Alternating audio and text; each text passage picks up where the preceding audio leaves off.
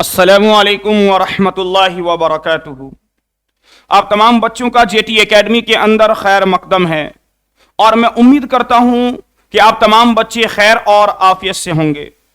तो मेरे प्यारे बच्चे, ये जो आपका चैप्टर है, चैप्टर नंबर 3, इससे पहले चैप्टर नंबर 1 यानी नज़ीर अहमद की कहानी कुछ मेरी और कुछ उनकी जवानी पढ़ चुके हैं।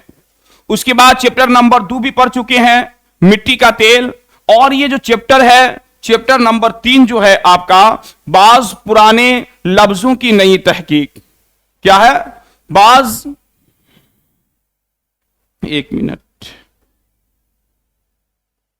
क्या है? बाज पुराने लफ्जों की नई तहकीक।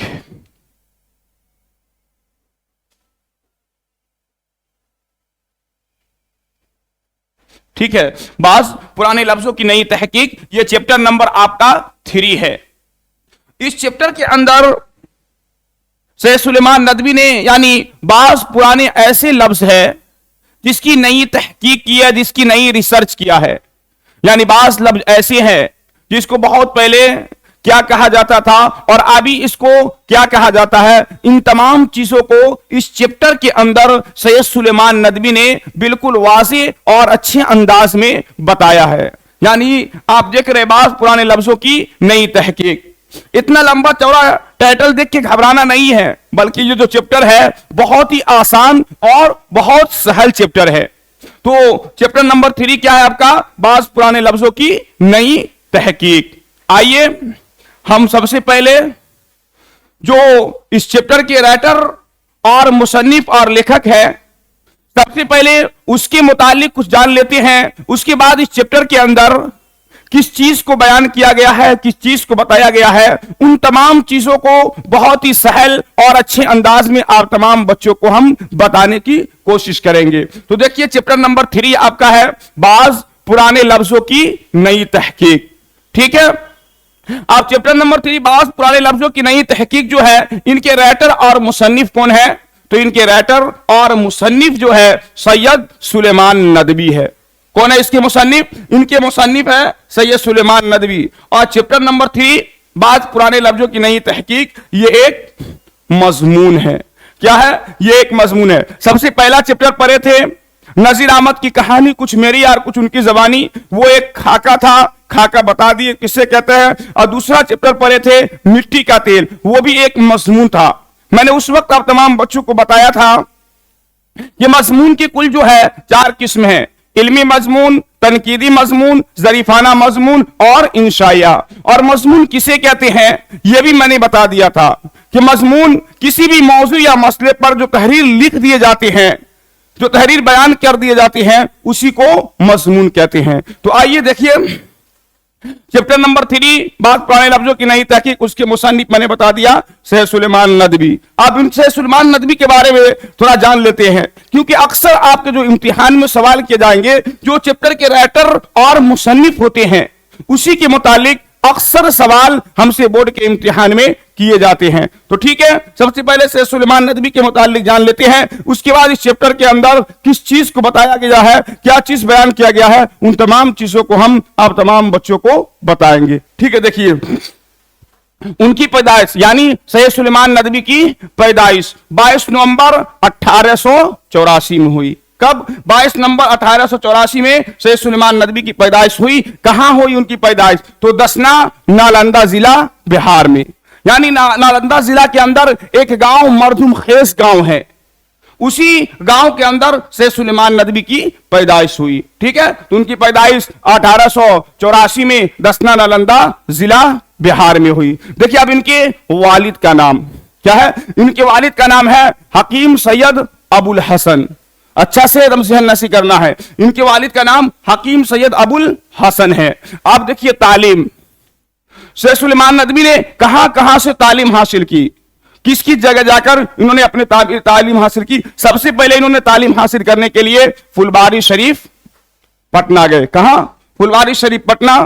फिर उसके बाद मुदरसा इमदादिया दरभंगा। मुदरसा इमदादिया कहां है? दरभंगा में। उसके बाद मदरसा इमदादिया दरभंगा। फिर उसके बाद कब? 1901 में दारुल उलूम नदवतुल उलमा गए थे। कहां गए थे? 1901 में दारुल उलूम नदवतुल उलमा गए थे, जहां शिबली नोमानी रहमतुल्लाह अलैह से फायदा करने का, इस्तिफादा करने का शर्फ मिला। उनसे बहुत सारे चीज सीखे और उनसे बहुत सारी फायदा हासिल किए। ठीक है, समझ गए? पहले तालीम के लिए फुलवारी शरीफ गए, उसके बाद मदरसा इमदादिया, फिर 1901 में नदवतुल उलमा गए थे, जहां शिबली नोमानी रहमतुल्लाह अलैह से बहुत सारे चीज हासिल करने के लिए मिला। अब आपके इम्तिहान के अंदर पूछेगा कि सैयद सुलेमान नदवी के उस्ताद का नाम बताए, तो इनके उस्ताद का नाम सैयद शिबली नोमानी लिख देना आसानी के साथ। ठीक है, आगे देखिए। फिर इनका जो सबसे पहला मजमून जो शाये हुआ कहां से हुआ?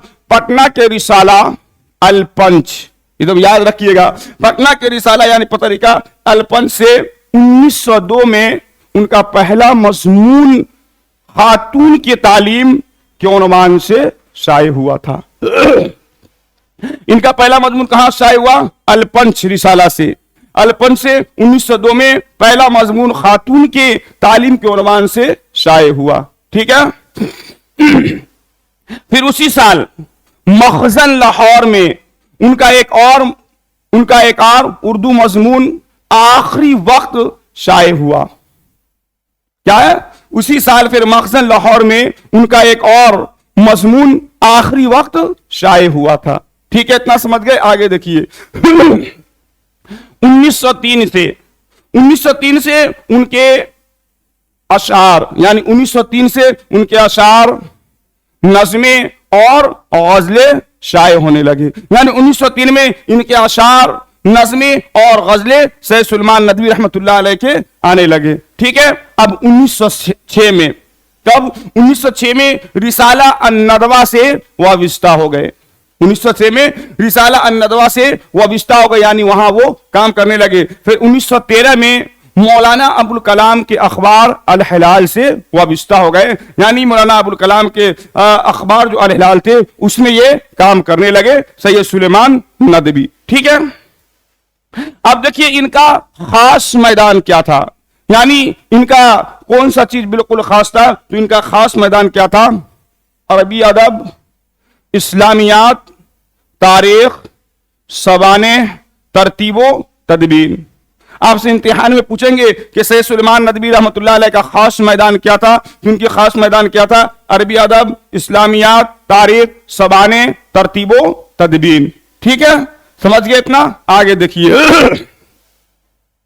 और उर्दू अदब के मुतालिक इनके मज़ामीन, यानी उर्दू अदब, उर्दू जबान में जो इन्होंने मज़ामीन लिखे हैं, देखिए कौन से है?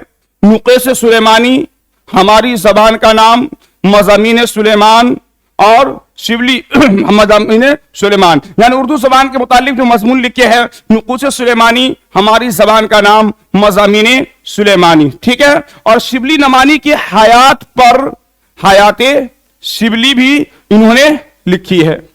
क्या? शिबली नमानी की हयात पर एक किताब उन्होंने हयाते शिबली भी सैयद सुलेमान नदवी रहमतुल्लाह अलैह ने लिखे हैं। आगे देखिए, उनकी मशहूर किताब, यानी सैयद सुलेमान नदवी रहमतुल्लाह अलैह के मशहूर कौन कौन सी किताब है? इनके मशहूर किताब का नाम देखिए,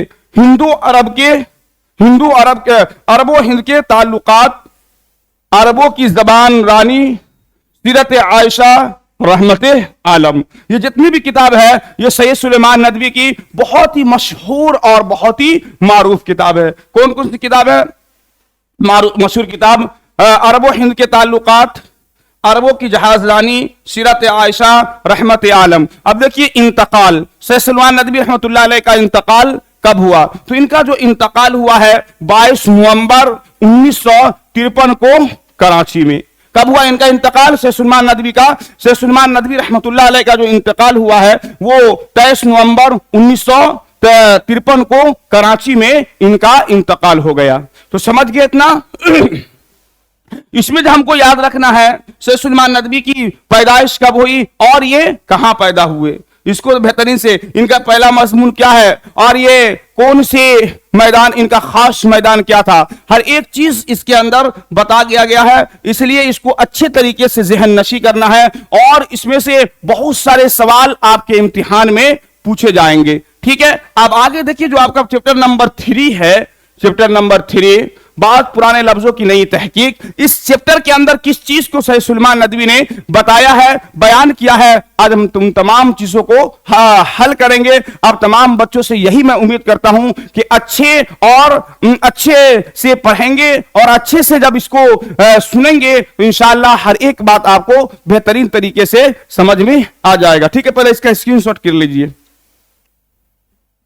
तो आइए देखिए क्या है चैप्टर नंबर आपका 3, बास पुराने लफ्जों की नई तहकीक, यानी बात पुराने लफ्ज़ें हैं उसकी नई तहकीक कर सैयद सुलेमान नदवी रहमतुल्लाह अलैह ने इस चैप्टर के अंदर बताया है। देखिए क्या कह रहे हैं, पेट के खानों में सबसे ज्यादा जरूरी खाना कौन सा है? लोग अपने अपने तजर्बे और आदत के मुताबिक उसके कई जवाब दे सकते हैं, लेकिन मैं समझता हूं कि जो मेरा ख्याल है वही अक्सरों का है, यानी ये खानों में सबसे ज्यादा जरूरी खाना नाश्ता है।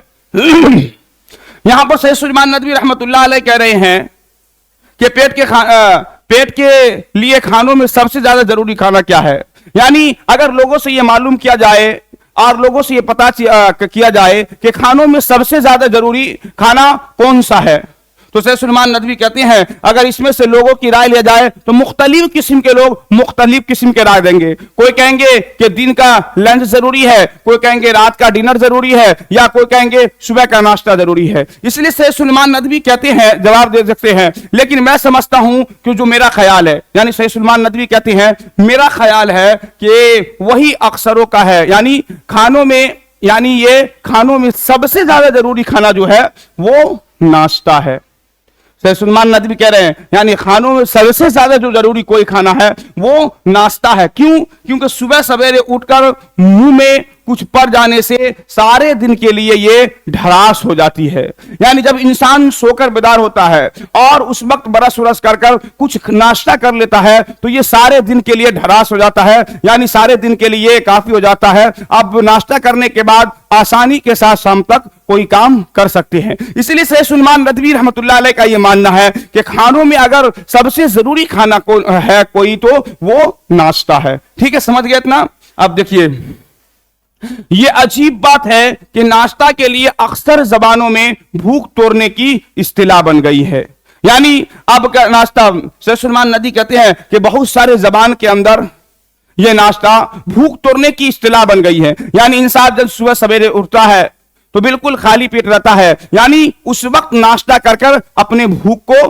तोड़ते हैं। वही कहते हैं ये बात अजीब है कि नाश्ते के लिए अक्सर जबानों में भूख तोड़ने की इस्तिलाह बन गई है। मैं 2 जबानें जानता हूं, यानी इसको याद रखना बेहतरीन से। सैयद सुलेमान नदवी रहमतुल्लाह अलैह कहते हैं कि मैं 2 जबानें जानता हूं, एक पूरब की और एक पश्चिम की। क्या बोल रहे हैं सैयद सुलेमान नदवी रहमतुल्लाह अलैह? मैं 2 जबानें जानता हूं, एक पूरब की और एक पश्चिम की, यानी पूरब की जबान यानी अरबी और पश्चिम की जबान अंग्रेजी। तो सैयद सुलेमान नदवी रहमतुल्लाह अलैह कहते हैं मैं 2 जबान जानता हूं, एक पूरब एक पश्चिम की। पूरब से मुराद अरबी और पश्चिम से मुराद अंग्रेजी। अब देखिए दोनों में यही बात है, यानी अरबी और अंग्रेजी में दोनों में यही बात है। इससे समझता हूं कि और जबानों में भी कुछ ऐसा ही होगा, यानी और कुछ जबान में ऐसे ही होगा। आप देखिए क्या कहते हैं, अरबी में इसको फुतूर कहते हैं, यानी नाश्ता को अरबी में क्या कहते हैं? फुतूर कहते हैं। यह आपके इम्तिहान में पूछा जाएगा कि नाश्ता को अरबी में क्या कहते हैं, तो फुतूर कहते हैं।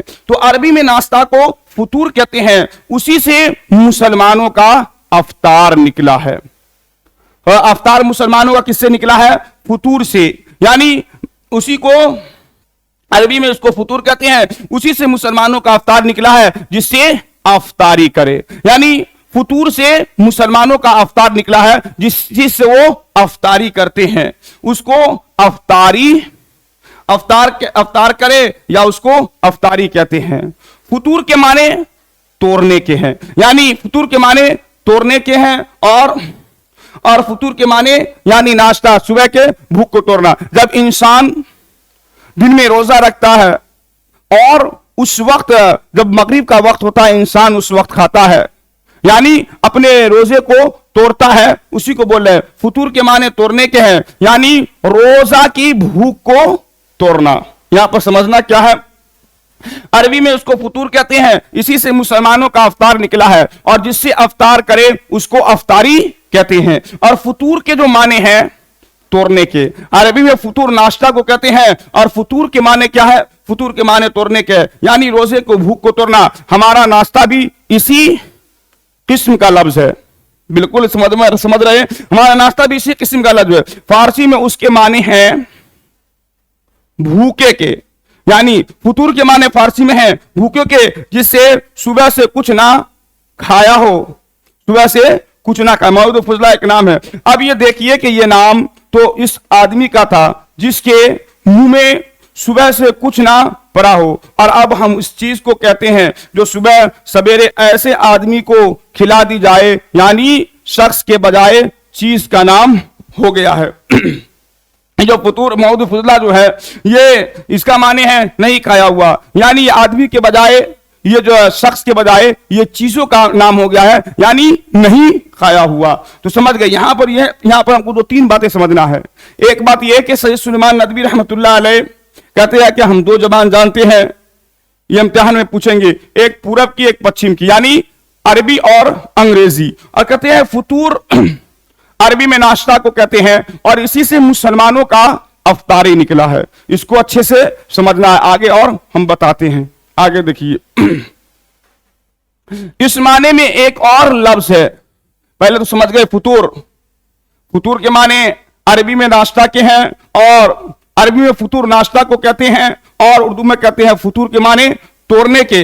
ठीक है, अब देखिए इसी में एक लफ्ज है निहार।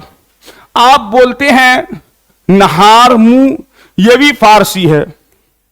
क्या है, एक लफ्ज है नहार, आप बोलते हैं नहार मुंह, यह भी फारसी है। मगर देखिए कि फारसी और हिंदुस्तानी से ऐसा मिल गया है गोया कि हिंदुस्तानी ही है, यानी फारसी लफ्ज है। एक लफ्ज है निहार, आप बोलते हैं नहार मुंह, यह भी फारसी है, यानी निहार जो फारसी है। मगर देखिए कि यह फारसी हिंदुस्तानी से ऐसा मिल गया है गोया कि यह हिंदुस्तानी है।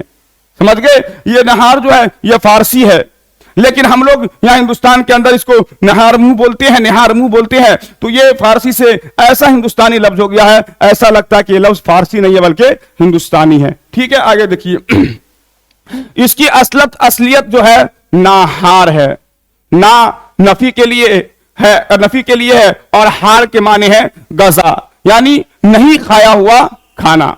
ठीक है, क्या है, यानी नहीं खाया हुआ खाना। नहार यानी नहीं खाया हुआ। अब इससे नहारी यानी नहारी तैयार हुई, जो सुबह को नहार मुंह में खाई जाती है। लखनऊ और दिल्ली में यह खास चीज हो गई है, जो बाजारों में पकी पकाई बहुत चटपटी मिलती है।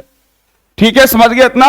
वही बता रहे, उसकी असलियत नहार है। ये जो नहारी है असल में ये नहार है, तो ये नहार से निहार बना, और फिर इस निहार से निहारी हुआ। समझ गए, पहला नहार है, नहार, एक मिनट,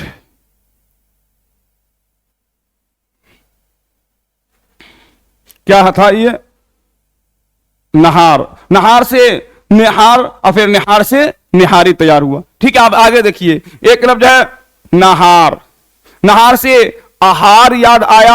आहार आटे के उस लय को कहते हैं जो कागज और कपड़े पर इसलिए चढ़ाई जाती है कि वो मजबूत हो जाए। क्या बता रहे, एक लफ्ज है नहार, उससे आहार याद आया। सैयद सुलेमान नदवी कहते हैं कि एक लफ्ज है नहार, उससे आहार याद आया। और आहार किसे कहते हैं, आहार आटे के उस लय को कहते हैं जो कागज और कपड़े पर रखकर उससे चिपकाया जाता है ताकि उसके अंदर मजबूती पैदा हो जाए, ताकि वो मजबूत हो जाए। देखिए, नहार से आहार याद आया, आटे के उस लय को कहते हैं जो कागज और कपड़े पर इसलिए चढ़ाई जाती है कि वो मजबूत हो जाए। आप सुन चुके हैं कि आहार गजा को कहते हैं जो बदन की तकबीयत का बायस होती है। यानी आहार जो है ये गजा को, खाने के चीज को कहते हैं। जब इंसान आहार को खाता है तो इससे इंसान के बदन के अंदर ताकत और कुव्वत आती है। ठीक है, आगे देखिए। इससे लय को भी उस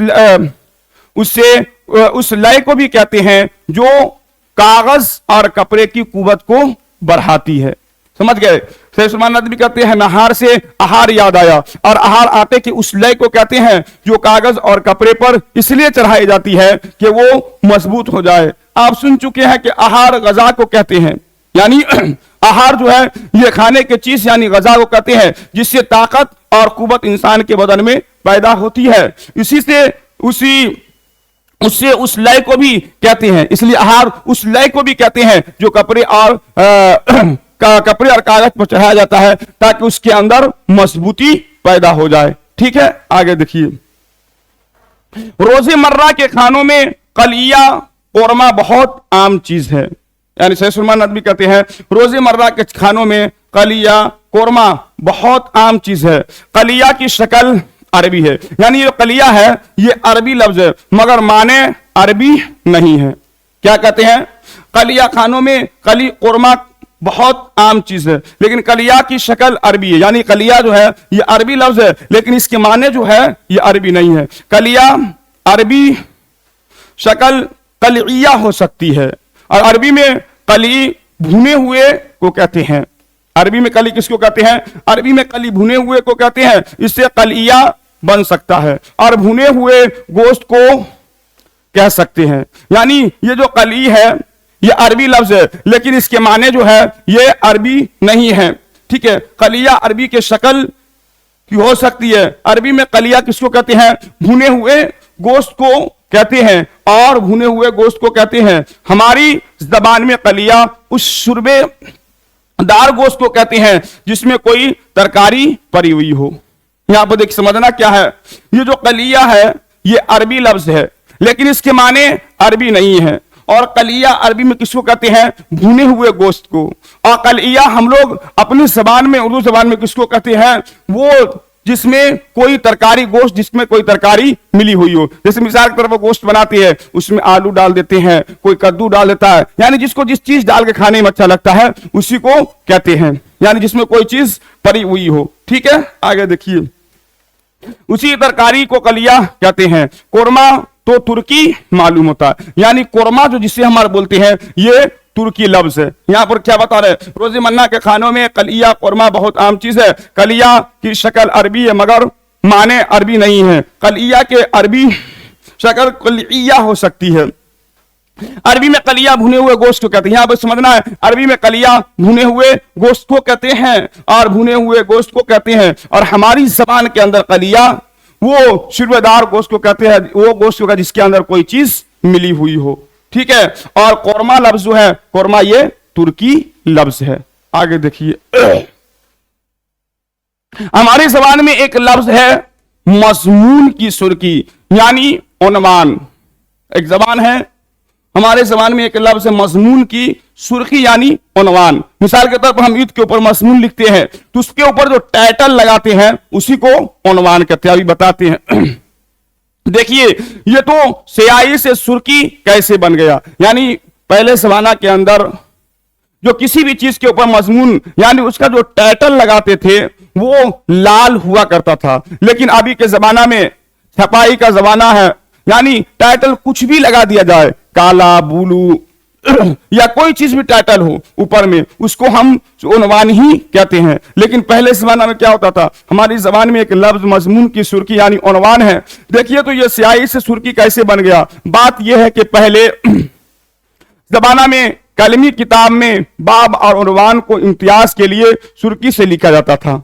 यानी पहले जमाना के अंदर जो है उन्वान जो डाला जाता था कलम से डाला जाता था, क्योंकि ये सुर्खी हुआ करता था। देखिए, मिसाल के तौर पर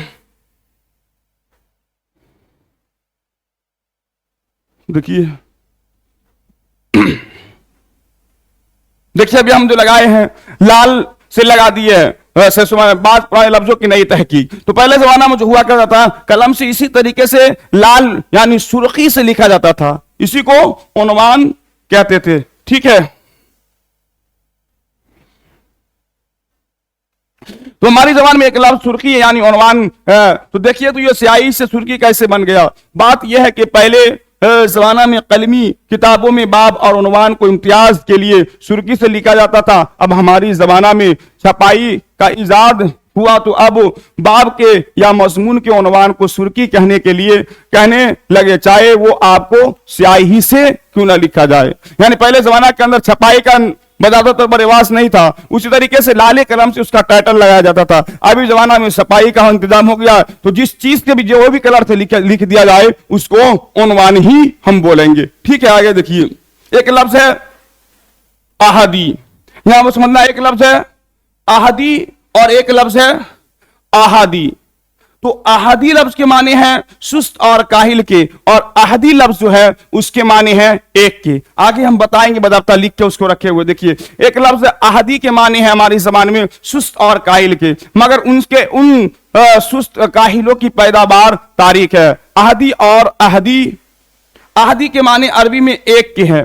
आहादी यानी अलीफ पर हा पर जबर आहदी, उसके माने एक के, और एक आहदी उसके माने हैं सुस्त और काइल के। तो आहदी के माने एक है, और सिपाही वो सिपाही जो फौज से अलग अकेला डेहरी के खिदमत पर मामूर था, अकबर ने उसको आहदी यानी अकेला का लक बख्शा है। और ये आहदी खाते थे और डेहरी पर रहते थे, कोई काम काज उसके मुतालिक ना था, इसीलिए जबान खलक ने उसको सुस्त और काहिल के उन्वान में कहकर पुकारा। जबान में खल्क को रोक सकते हैं। यानी अकबर कहते हैं कि आहदी यानी सुस्त और काहिल को कहते हैं, क्योंकि हम देखते हैं कोई किसी बड़े बड़े मॉल के ऊपर या बहुत ज्यादा खेत खलियान हुआ करता था, वहां पर एक जिसको अभी जमाने में हम नौकर बोलते हैं या उसको चौकीदार बोलते थे पहले जमाना के अंदर, वो आदमी वहां पर रहता था, उसका देखभाल करता था, सुस्त काहिल की तरह एकदम बैठे बैठे रहता था। यानी जब उसके सोने का वक्त वो सो जाता था, खाता पीता था वहीं पर, उसी को ज़बान खलक ने उसको आहदी कहा, यानी सुस्त और काइल। और अकबर ने आहदी से मुराद यहां पर एक लिया है। ठीक है, आगे आइए, हमारी ज़बान में एक लफ्ज है कलई। क्या है? कलई। आइए उसकी भी कलई खोले। हम लिखते हैं कलई मगर बोलते हैं कले। कले हमारे ज़बान में उसके माने सफेदी और सफाई के हैं। यानी हमारी ज़बान में एक लफ्ज है कली, तो बोलते हैं हमारे ज़बान में उसके माने क्या है? सफेदी और सफाई के हैं। और बर्तनों पर कली की जाती है और मकानों पर कली फेरी जाती है। यानी बर्तनों पर कली की जाती है और मकानों पर कली को फेरा जाता है। यानी मकान कहीं गंदा हो जाए तो उस पर चूना उना लगाकर उसको कली फेर कर उसको बिल्कुल सही कर दिया जाता है, और बर्तनों पर कली की जाती है। ठीक है, वही बता रहे हैं।